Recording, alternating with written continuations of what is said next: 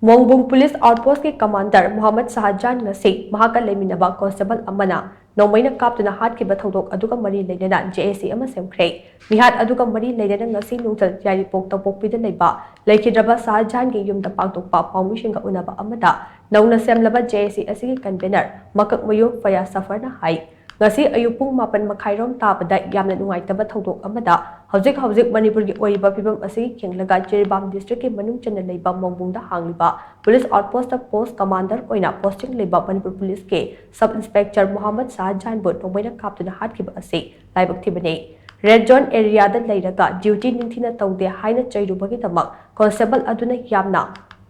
Nakpa mafam dagi Nongmei Kaptuna Hatkhiba asi akan mongda condemn tawi mihat asiga mari Leinana ngasi yaripok tuli hal tapok pida leiba club organization ahan laman amadi paira paibi sing yauna kumna khanaraba matungda JAC against cold-blooded killing of Mohammed Shah Jahan Sub Inspector Manipur Police Mongbung Police Outpost Jiribam District Haiba JAC asi semdana local MLA J Syam Kumar Biputangda Chief Minister Nongthobam Bireda memorandum ama pisilakani amadi JAC gi maikadi gi thamba demand sing Chief Minister ga faminaduna wari sanadriba fawba lekhidrabagi hakchang lokiroi haina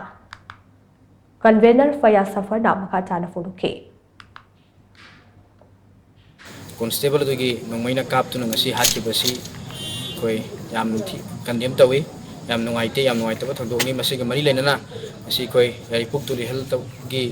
club organization sing amadi ahal laman sing mera paibi sing punna haminaraga khamnara matungda koi JAC makak seme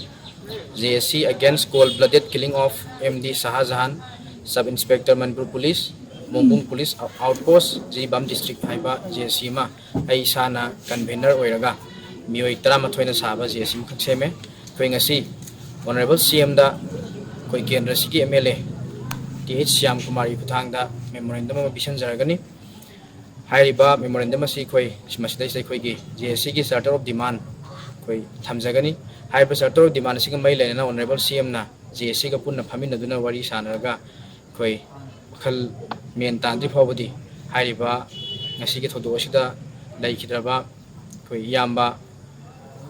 MD Shah Jahan Sub Inspector Manipur Police ki asi bhaksang asi lawkiroi haibasima JAC gi maikadi thamjari